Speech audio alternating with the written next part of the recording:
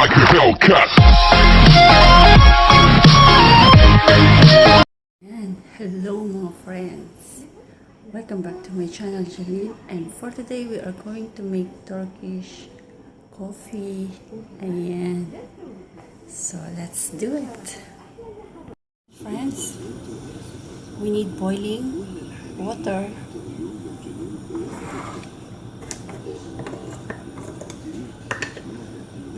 and this is our Turkish coffee. Ayan. Ganito yan mga friends, pag bibili natin sa mga store. So, ayan, ganyan siya. Per kilo to, pag binibili. At ganito siya, powder. Ayan. See? Ayan na friends, kapag kumukulo na yung tubig natin, ayan, lalagay na natin to.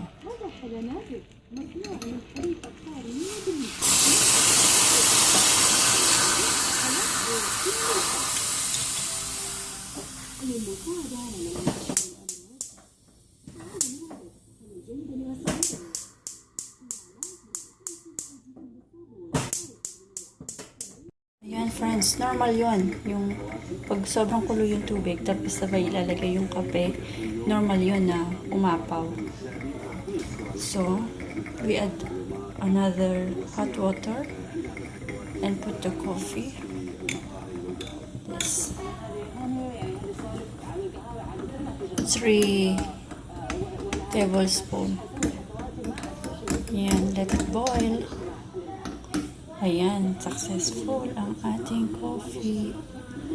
Ayan, pakukuluin lang natin siya. Ayan.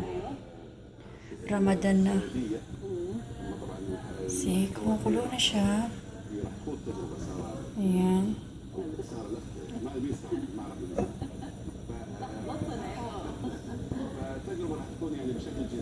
May mga tao na gusto nila with sugar to, at may mga tao na ayaw ng sugar. So, I don't like sugar. Kaya pakukuluan lang natin to. Ayun. Ayan. Aapaw na naman siya. Ayan. Mahirap itong gawin eh. Basta pakuluan siyang mabuti. Ayan. Ayan. Gagawa rin ako para sa friend ko. Ayan.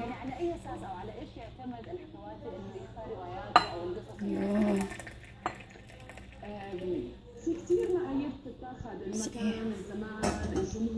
It should always be served with water and sometimes with sweets or chocolates.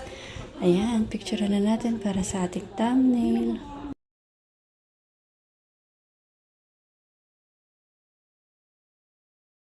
Ayan mga friends, let us try our Turkish coffee.